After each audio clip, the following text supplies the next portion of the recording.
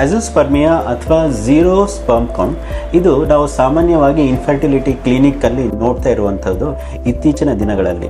So sperm ಕೌಂಟೇ ಇಲ್ವಾ ಹಾಗಾದರೆ? ಇಲ್ಲ, ಸ್ಪರ್ಮ್ ಕೌಂಟ್ ಇರುತ್ತೆ. ಹಾಗಾದರೆ ಅಜೋಸ್ಪರ್ಮಿಯಾ ಅಂದರೆ ಏನು, ಅದಕ್ಕೆ ಕಾರಣಗಳೇನು, ಅದಕ್ಕೆ ಈಗ ಯಾವ ರೀತಿ ಅಡ್ವಾನ್ಸ್ ಟ್ರೀಟ್ಮೆಂಟ್ ಇದೆ, ಅಥವಾ ನೀವು ಡೋನರ್ ಸ್ಪರ್ಮ್ನೇ ಔಟ್ ಮಾಡಬೇಕಾಗತ್ತಾ, ಈ ಎಲ್ಲ ವಿಚಾರಗಳ ಬಗ್ಗೆ ನಾನು ಇವತ್ತು ಎಕ್ಸ್ಪ್ಲೈನ್ ಮಾಡ್ತೇನೆ. ನನ್ನ ಹೆಸರು ಡಾಕ್ಟರ್ ರಾಜು ಆರ್, ಯೂರೋಲಜಿಸ್ಟ್, ಯೂರೋ ಆಂಡ್ರಾಲಜಿಸ್ಟ್ ಮತ್ತು ಯೂರೋ ಆಂಕೋ ಸರ್ಜನ್.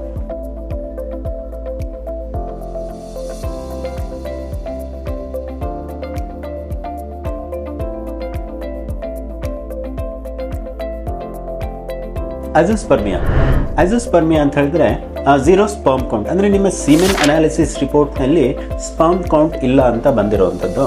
ಸೊ ಇದಕ್ಕೆ ಕಾರಣ ಏನು ಅನ್ನೋದನ್ನು ತಿಳ್ಕೊಳ್ಳೋದಕ್ಕೆ ಮುಂಚೆ ಸ್ಪರ್ಮ್ ಪ್ರೊಡಕ್ಷನ್ ಎಲ್ಲಾಗ್ತದೆ, ಅದು ಹೇಗಾಗ್ತದೆ ಅದನ್ನು ನಾನು ಫಸ್ಟ್ ಎಕ್ಸ್ಪ್ಲೈನ್ ಮಾಡ್ತೇನೆ. ಸ್ಪರ್ಮ್ ಪ್ರೊಡಕ್ಷನ್ ಎಲ್ಲಾಗುತ್ತೆ ಅಂತ ಸಾಮಾನ್ಯವಾಗಿ ಇದು ಎಲ್ಲರಿಗೂ ಗೊತ್ತಿರ್ತದೆ. ಟೆಸ್ಟಿಸಲ್ಲಿ ಪ್ರೊಡಕ್ಷನ್ ಆಗುವಂಥದ್ದು, ಅಲ್ಲಿ ಸೆಮಿನಿಫರಸ್ ಟ್ಯೂಬ್ಯೂಲ್ಸ್ ಅಂದರೆ ಸಣ್ಣದಾದ ಟ್ಯೂಬ್ಯೂಲ್ಸ್ ಇರುತ್ತೆ. ಆ ಟ್ಯೂಬ್ಯೂಲ್ಸ್ನಲ್ಲಿ ಪ್ರೋಜೆನೇಟರ್ ಸೆಲ್ ಅಥವಾ ಜರ್ಮೇನಲ್ ಸೆಲ್ಸ್ ಅಂತ ಹೇಳ್ತೀವಿ. ಇದು ವೆರಿ ಬೇಸಿಕ್ ಸೆಲ್ಸ್. ಸೊ ಈ ಜಾಗದಲ್ಲಿ ಸ್ಪರ್ಮ್ ಪ್ರೊಡಕ್ಷನ್ ಆಗುವಂಥದ್ದು. ಒಂದ್ಸರಿ ಸ್ಪರ್ಮ್ ಪ್ರೊಡಕ್ಷನ್, ಈ ಪ್ರೋಜೆನೇಟರ್ ಸೆಲ್ಲಿಂದ ಸ್ಪರ್ಮ್ ಕಂಪ್ಲೀಟ್ ಪ್ರೊಡಕ್ಷನ್ ಆಗೋದಕ್ಕೆ 72 ಡೇಸ್ ತಗೊಳುತ್ತೆ, ಒಂದು 2.5 ತಿಂಗಳು ಆಗ್ತದೆ. ಸೊ ಇದಕ್ಕೆ ಸ್ಪರ್ಮ್ ಪ್ರೊಡಕ್ಷನ್ ಮಾಡಬೇಕು ಅಂತ ಅನ್ಬೇಕು ಅಂದರೆ ಟೆಸ್ಟಿಸ್ಗೆ ಕೆಲವೊಂದು ಹಾರ್ಮೋನ್ಸ್ ಕೂಡ ಸಹಾಯಕತೆ ಇದೆ. ಅಂದರೆ ಟೆಸ್ಟೋಸ್ಟಿರೋನ್ ಹಾರ್ಮೋನ್ ಅಥವಾ ಬೇರೆ FSH ಮತ್ತು LH ಅಂತ ಹಾರ್ಮೋನ್ಸ್ಗಳಿದೆ. ಇದರ ಎಲ್ಲದ ಸಹಯೋಗದೊಂದಿಗೆ ನಿಮಗೆ ಸ್ಪರ್ಮ್ ಪ್ರೊಡಕ್ಷನ್ ಆಗುವಂಥದ್ದು. ಸೊ ಈಗ ಸ್ಪರ್ಮ್ ಎಲ್ಲಿ ಪ್ರೊಡಕ್ಷನ್ ಆಗುತ್ತೆ ಅಂತ ಗೊತ್ತಾಯಿತು. ಸೊ ಸ್ಪರ್ಮ್ ಪ್ರೊಡಕ್ಷನ್ ಆದಾಗ ಈ ಅಜೋಸ್ಪರ್ಮಿಯಾ ಏನಕ್ಕೆ ಆಗ್ತಾ ಇದೆ? ಈ ಅಜೋಸ್ಪರ್ಮಿಯಾದಲ್ಲಿ 2 ರೀತಿಯ ವಿಧಾನ ಇದೆ, 2 ಟೈಪ್ಸ್ ಇದೆ. ಮೊದಲನೇದಾಗಿ ನಾನ್ ಅಬ್ಸ್ಟ್ರಕ್ಟಿವ್ ಅಜೋಸ್ಪರ್ಮಿಯಾ, ಎರಡನೇದು ಬಂದು ಅಬ್ಸ್ಟ್ರಕ್ಟಿವ್ ಅಜೋಸ್ಪರ್ಮಿಯಾ. ಇದನ್ನು ಸಿಂಪಲ್ ಆಗಿ ಹೇಳಬೇಕು ಅಂದರೆ, ಒಂದು ಕಾರ್ಖಾನೆಯಲ್ಲಿ ತೊಂದರೆ ಇರೋದು, ಇನ್ನೊಂದು ಹೋಗುವ ರಸ್ತೆಯಲ್ಲಿ ತೊಂದರೆ ಇರೋದು. ಹೇಳ್ತೀನಿ ನೋಡಿ. ನಾನ್ ಅಬ್ಸ್ಟ್ರಕ್ಟಿವ್ ಅಜೋಸ್ಪರ್ಮಿಯಾ ಅಂತ ಹೇಳಿದ್ರೆ ನಿಮ್ಮ ಟೆಸ್ಟಿಸ್ ಪ್ರೊಡಕ್ಷನ್, ಸ್ಪರ್ಮ್ ಪ್ರೊಡಕ್ಷನ್ ಆಗುತ್ತಲ್ಲ ಆ ಜಾಗದಲ್ಲಿ ತೊಂದರೆ ಇರುವಂಥದ್ದು. ಎರಡನೇದು ಬಂದು ಅಬ್ಸ್ಟ್ರಕ್ಟಿವ್ ಅಜೋಸ್ಪರ್ಮಿಯಾ ಅಂತೇಳಿ, ಅಂದರೆ ಹೋಗುವ ರಸ್ತೆ, ಆ ರಸ್ತೆಯಲ್ಲಿ ಏನಾದ್ರು ಅಡಚಣೆ ಇದ್ದರೆ ಅಲ್ಲಿ ಸ್ಪರ್ಮ್ ಹೊರಗಡೆ ಹೋಗೋದಕ್ಕೆ ಆಗೋದಿಲ್ಲ. ಸೊ ಇದು 2 ರೀತಿಯ ಅಜೋಸ್ಪರ್ಮಿಯಾ ನಾವು ಕಾಣ್ತಾ ಇರುವಂಥದ್ದು. ಮೊದಲನೇದಾಗಿ ಅಬ್ಸ್ಟ್ರಕ್ಟಿವ್ ಅಜೋಸ್ಪರ್ಮಿಯಾ, ಅದಕ್ಕೆ ಕಾರಣಗಳೇನು ಅಂತ ಹೇಳ್ತಾನೆ. ಸೊ ಇದಕ್ಕೆ ಕಾರಣ ಏನು ಅಂತ ಗೊತ್ತಾಗಬೇಕು ಅಂದರೆ ಈ ಬರುವಂಥ ರಸ್ತೆ ಏನು, ಅದರಲ್ಲಿ ಬರುವಂಥ ಆರ್ಗನ್ಗಳು ಯಾವುದು ಅಂತ ಹೇಳ್ತಾನೆ. ಮೊದಲನೇದಾಗಿ ಎಪಿಡಿಡಿಮಿಸ್ ಅಂತ ಹೇಳಿ ಅಥವಾ ವಾಸ್ ಡಿಫರೆನ್ಸ್ ಅಂತ ಹೇಳ್ತೇವೆ, ಮತ್ತು ಯೂರಿನ್ ಹೊರಗಡೆ ಬರುವಂತಹ ಜಾಗ, ಮತ್ತು ಸೆಮಿನಲ್ ವೆಸಿಕಲ್ಸ್ ಅಂತ ಹೇಳ್ತೇವೆ. ಈ ಯಾವುದೇ ಸಣ್ಣ ಸಣ್ಣ ಆರ್ಗನ್ನಲ್ಲಿ ಇನ್ಫೆಕ್ಷನ್ ಆದರೂ ಕೂಡ ಆ ಜಾಗ ಬ್ಲಾಕ್ ಆಗಿಬಿಡುತ್ತೆ. ಅದು ಬಿಟ್ಟು ನಿಮಗೆ ಚಿಕ್ಕ ವಯಸ್ಸಲ್ಲಿ ಏನಾದ್ರು ಟ್ಯೂಬರ್ಕುಲೋಸಿಸ್ ಇನ್ಫೆಕ್ಷನ್ ಆಗಿದ್ರು ಕೂಡ ಆ ಟ್ಯೂಬ್ ಬ್ಲಾಕ್ ಆಗ್ತದೆ. ಮೂರನೇದಾಗಿ ಕೆಲವರು ಸ್ಟೆರಿಲೈಸೇಷನ್ ಮಾಡಿಸ್ಕೊಂಡಿರ್ತಾರೆ, ಅಂದರೆ ವ್ಯಾಸ್ ಡಿಫರೆನ್ಸ್ನ ಕಟ್ ಮಾಡಿಸ್ಕೊಂಡಿರ್ತಾರೆ. ಸೊ ಇಂಥವರಲ್ಲಿ ಕೂಡ ಅಬ್ಸ್ಟ್ರಕ್ಟಿವ್ ಅಜೋಸ್ಪರ್ಮಿಯಾ ನೋಡ್ತೇವೆ.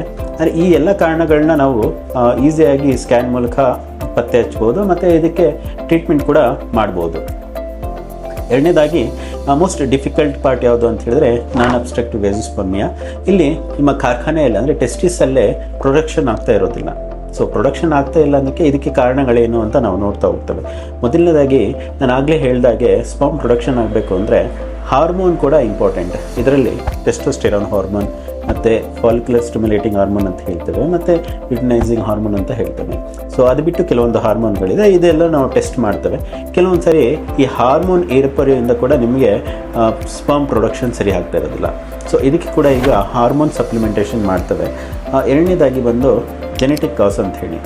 ಜೆನೆಟಿಕ್ ಕಾಸ್ ಅಂತ ಹೇಳಿದರೆ ಜೆನೆಟಿಕಲಿ ಚಿಕ್ಕ ವಯಸ್ಸಿಂದನೇ ನಿಮಗೆ ಪ್ರೊಡಕ್ಷನಲ್ಲಿ ತೊಂದರೆ ಆಗಿರುತ್ತೆ, ಅಂದರೆ ಸ್ಪರ್ಮ್ ಪ್ರೊಡಕ್ಷನ್ಗೆ ತೊಂದರೆ ಇರುತ್ತೆ. ಸೊ ಇದರಲ್ಲೂ 3-4 ರೀತಿಯ ತೊಂದರೆಗಳಿದೆ. ಸೊ ಅದನ್ನು ಕೂಡ ನಾವು ಪತ್ತೆ ಹಚ್ಚಬಹುದು. ಮೂರನೇದಾಗಿ ನಿಮಗೆ ಚಿಕ್ಕ ವಯಸ್ಸಲ್ಲಿ ಏನಾದರೂ ಮಮ್ಸ್ ಇನ್ಫೆಕ್ಷನ್ ಆಗಿದೆ ಅಥವಾ ಟೆಸ್ಟಿಕಲ್ಸ್ಗೆ ಟ್ರಾಮಾ ಆಗಿದೆ ಅಥವಾ ಏಟಾಗಿದೆ ಅಂದರೆ ಕೂಡ ಕೆಲವೊಂದು ಸರಿ ಟೆಸ್ಟಿಕಲ್ ಸಣ್ಣ ಆಗಿಬಿಟ್ಟಿರುತ್ತೆ. ಮತ್ತು ಇನ್ನೊಂದು ಮುಖ್ಯ ಕಾರಣ ಏನು ಅಂದರೆ ಹುಟ್ಟಿದಾಗ ಮಗು ಎಲ್ಲ ತಂದೆ ತಾಯಂದಿರು ಟೆಸ್ಟಿಕಲ್ಸ್ ಎಲ್ಲಿದೆ ಅಂತ ನಾವು ಫಸ್ಟು ನೋಡ್ಕೋಬೇಕು. ಎಸ್ಪೆಷಲಿ ಟೆಸ್ಟಿಕಲ್ಸ್ ಸ್ಕ್ರೋಟಮ್ ಅಂತ ಹೇಳ್ತೇವೆ, ಟೆಸ್ಟಿಕಲ್ ಚೀಲ ಇರುತ್ತಲ್ಲ, ಸ್ಕ್ರೋಟಲ್ ಚೀಲ ಅಂತ ಹೇಳ್ತೇವೆ, ಅಲ್ಲಿ ಬಂದು ಇರಬೇಕು.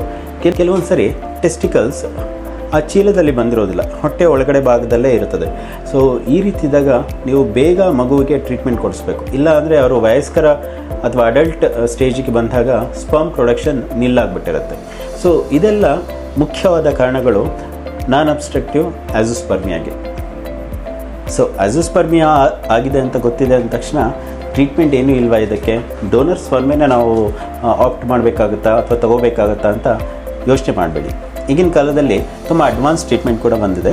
ಎಸ್ಪೆಷಲಿ ಡಿಫಿಕಲ್ಟ್ ಅಂತ ಹೇಳಿದರೆ ಈ ಎರಡು ಟ್ರೀಟ್ಮೆಂಟಲ್ಲಿ ನಾನ್ ಅಬ್ಸ್ಟ್ರಕ್ಟಿವ್ ಅಜೋಸ್ಪರ್ಮಿಯಾ, ಅಂದರೆ ಇಲ್ಲಿ ನಿಮಗೆ ಪ್ರೊಡಕ್ಷನ್ನೇ ಇಲ್ಲ ಅಂತ ಹೇಳಿದಾಗ ಹೇಗೆ ನೀವು ಸ್ಪರ್ಮ್ ತೊಗೋತೀರಾ ಅಂತ ನೀವು ಕೇಳ್ತೀರಾ. ಸೀಮಿನ್ ಅನಾಲಿಸಿಸಲ್ಲಿ ನಿಮಗೆ ಸ್ಪರ್ಮ್ ಕೌಂಟ್ ಬಂದಿದೆ ಅಂತ ಹೇಳೋದಕ್ಕೆ ಒಂದು ಸರ್ಟೈನ್ ನಂಬರ್ಸ್ ಇರುತ್ತೆ. ಸೊ ಆ ನಂಬರ್ಸ್ ಇಲ್ಲ ಅಂತ ಹೇಳಿದಾಗ ಯೂಶ್ವಲಿ 0 ಅಂತ ಬಂದಿರುತ್ತದೆ. ಬಟ್ ಅದು ಬಿಟ್ಟು ನಾವು ಟೆಸ್ಟಿಸಲ್ಲಿ ಫೋಕಲ್ ಪ್ರೊಡಕ್ಷನ್ ಅಂತ ಹೇಳ್ತೀವಿ, ಅಂದರೆ ಕೆಲವೊಂದು ಜಾಗದಲ್ಲಿ ಸ್ಪರ್ಮ್ ಪ್ರೊಡಕ್ಷನ್ ಆಗ್ತಾ ಇರುತ್ತೆ. ಸೊ ಆ ಕೆಲವೊಂದು ಜಾಗನ ಹೇಗೆ ಐಡೆಂಟಿಫೈ ಮಾಡ್ತೇವೆ ಅಂತ ನಾನೀಗ ಎಕ್ಸ್ಪ್ಲೇನ್ ಮಾಡ್ತೇನೆ. ಸೊ ಈಗ ನಾವು ಯೂಶ್ವಲಿ IVF ಟ್ರೀಟ್ಮೆಂಟ್ ಅಂತ ಹೇಳಿದಾಗ ನಿಮಗೆ ಗೊತ್ತಿರೋ ಹಾಗೆ ಒಂದು ಸ್ಪರ್ಮ್ ಮತ್ತು ಎಗ್ಗಿನ ಇಕ್ಸಿ ಪ್ರೊಸೀಜರ್, ಅಂದರೆ ಸ್ಪರ್ಮ್ನ ಎಗ್ಗೆ ಇಂಜೆಕ್ಟ್ ಮಾಡ್ತವೆ, ಅದನ್ನು ಇಕ್ಸಿ ಪ್ರೊಸೀಜರ್ ಅಂತ ಹೇಳ್ತೇವೆ. ಅದ್ರ ಮೂಲಕ ಎಂಬ್ರಿಯೋ ಫಾರ್ಮ್ ಮಾಡುವಂಥದ್ದು. ಸೊ ನಮಗೆ ಇಲ್ಲಿ ಅವಶ್ಯಕತೆ ಇರುವಂಥದ್ದು ಒಂದು ಹೆಲ್ತಿ ಸ್ಪರ್ಮ್. ಸೊ ಆ ಸ್ಪರ್ಮನ ನಾವು ಹೇಗೆ ಅಜೋಸ್ಪರ್ಮಿಯಾದಲ್ಲಿ ತಗೋತೀವಿ ಅಂತ ಹೇಳಿದ್ರೆ, ಮೊದಲನೇದಾಗಿ ನಾವು ಹಾರ್ಮೋನಲ್ಲಿ ಏನಾದರೂ ಚೇಂಜಸ್ ಇದೆಯಾ ಅಂತ ನಾವು ನೋಡ್ತೇವೆ. ಬಿಕಾಸ್ ಹಾರ್ಮೋನಲ್ಲಿ ಏನಾದರೂ ಚೇಂಜಸ್ ಇದೆ ಅಂದರೆ ನಾವು ಹಾರ್ಮೋನ್ ಸಪ್ಲಿಮೆಂಟ್ ಮಾಡ್ತೇವೆ. ಸೊ ಎರಡನೇದಾಗಿ ಬಂದು ಟೆಸ್ಟಿಕ್ಯುಲರ್ ರಿಜುವಿನೇಷನ್ ಅಂತ ಹೇಳ್ತೇವೆ. ಟೆಸ್ಟಿಸ್ಗೆ ಗ್ರೋತ್ ಫ್ಯಾಕ್ಟರ್ನ ಹಾಕಿ ಸ್ವಲ್ಪ ಅದರಲ್ಲಿ ಗ್ರೋತ್ ಫ್ಯಾಕ್ಟರ್ ಇನ್ಕ್ರೀಸ್ ಆಗೋದ್ರಿಂದ ಸ್ಪರ್ಮ್ ಪ್ರೊಡಕ್ಷನ್ ಕೂಡ ಇಂಪ್ರೂವ್ ಆಗ್ತದೆ. ಮೂರನೇದಾಗಿ ಮ್ಯಾಪಿಂಗ್ ಟೀಸೆ ಅಂತ ಮಾಡ್ತೇವೆ, ಅಥವಾ ಮೈಕ್ರೋ ಸರ್ಜಿಕಲ್ ಟೀಸೆ ಪ್ರೊಸೀಜರ್ ಅಂತ ಮಾಡ್ತೇವೆ. ಇಲ್ಲಿ ಏನು ಅಂತ ಹೇಳಿದ್ರೆ ನಾವು ಡೈರೆಕ್ಟ್ ಟೆಸ್ಟಿಸಿಂದನೇ ಸ್ಪರ್ಮ್ ಆಸ್ಪಿರೇಟ್ ಮಾಡುವಂಥದ್ದು. ಸೊ ಟೆಸ್ಟಿಸಲ್ಲಿ ಸ್ಪರ್ಮ್ನೇ ಇಲ್ಲ ಅಂತ ಬಂದಿದೆ, ಹೇಗೆ ಸ್ಪರ್ಮ್ ಆಸ್ಪಿರೇಟ್ ಮಾಡ್ತೀರಾ ಅಂತ ಕೇಳ್ತೀರಾ.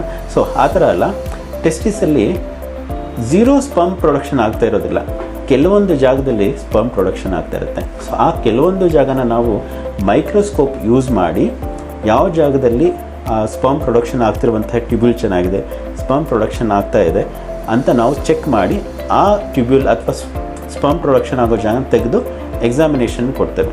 ಸೊ ಇದರಿಂದ ನಾವು ಆಲ್ಮೋಸ್ಟ್ 50 to 60% ಆಫ್ ದ ಪಾಪ್ಯುಲೇಷನಲ್ಲಿ ಈವನ್ ನೀಲ್ ಸ್ಪರ್ಮ್ ಅಥವಾ 0 ಸ್ಪರ್ಮ್ ಅಥವಾ ಅಜೋಸ್ಪರ್ಮಿಯಾ ಅಂತ ಬಂದಿದ್ದರೂ ಕೂಡ ನಾವು ಸ್ಪರ್ಮ್ ಕೂಡ ತಗೋಬಹುದು. ಸೊ 0 ಸ್ಪರ್ಮ್ ಅಥವಾ ಅಜೋಸ್ಪರ್ಮಿಯಾ ಇದೆ ಅಂದ ತಕ್ಷಣ ನಿಮ್ಮ IVF ಟ್ರೀಟ್ಮೆಂಟ್ಗೆ ಡೋನರ್ ಸ್ಪರ್ಮ್ನೇ ಆಪ್ಟ್ ಮಾಡಬೇಕು ಅಂತ ಏನೂ ಇಲ್ಲ. ಈಗಿನ ಅಡ್ವಾನ್ಸ್ಡ್ ಟ್ರೀಟ್ಮೆಂಟಲ್ಲಿ ನಾವು ನಿಮ್ಮದೇ ಆದ ಸ್ಪರ್ಮ್ ತೆಗೆದುಕೊಳ್ಳುವಂತಹ ಸಾಧ್ಯತೆಗಳಿದ್ದಾವೆ. ಸೊ ಭರವಸೆ ಕಳ್ಕೊಬೇಡಿ, ಸೂಕ್ತವಾದ ಚಿಕಿತ್ಸೆ ಪಡೆದುಕೊಳ್ಳಿ. ಧನ್ಯವಾದಗಳು.